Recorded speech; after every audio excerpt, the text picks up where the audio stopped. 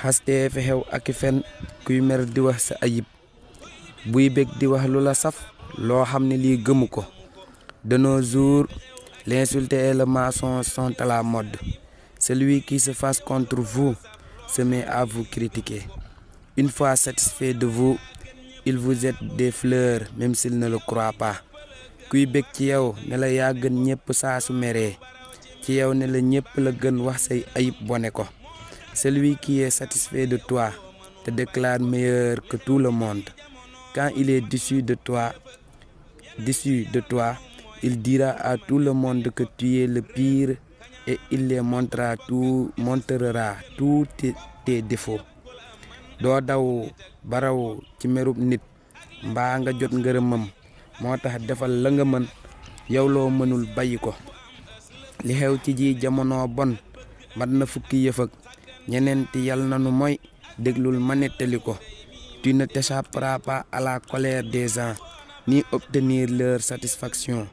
Donc fais ce que tu peux et passe-toi de faire tout ce qui est hors de tes capacités. Ce qui se passe actuellement dans le monde est loin d'être bon. Cela constitue près de 14 faits. Que Dieu nous en préserve. Écoute bien, je les cite. Rëy ak kañaan ak dogug mbokk di xas ku la gën fopp ak di yab ku la mën ak jëw nit ak beru ko ak leb te doo xama fay ak fecci wóllëre ak wayaani seex ak ku am as lëf nga dem gane ko.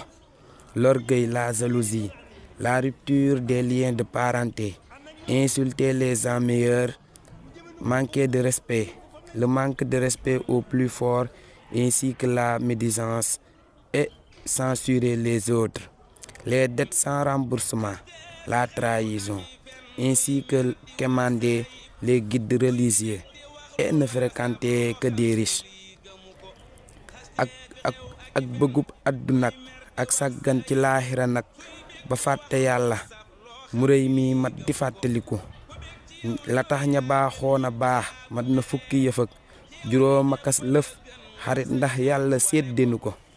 Ainsi que l'amour du bas monde, la négligence de l'au-delà au point d'oublier Dieu, le Seigneur suprême qui mérite d'être exalté. Ce qui justifiait la vertu des anciens est énuméré au nombre de 15 bontés et plus. Que Dieu nous les accorde.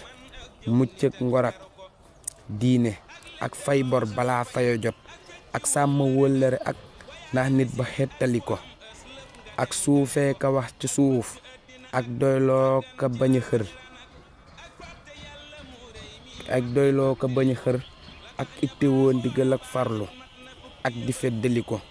La longanimité, le sens de l'humour, de l'honneur, le sens de l'honneur, la piété, le remboursement des dettes, la sauvegarde de l'amitié, la réussite, ainsi que la diplomatie d'aider les autres, l'humilité, la douceur dans les propos, l'acceptation de son sort et le sens de la mesure, la préoccupation des directives du maître, ainsi que l'ardeur et le renouveau de soi, ak wàcc ci lépp lu bon ak sax ci lépp lu jub, dalal di def mbaa nga fab say mbir jébbale ko. Le rejet de tout ce qui est négatif, l'implication dans tout ce qui est juste. Mets-toi juste à l'œuvre ou suis ton guide. Jërë ngeen jëf.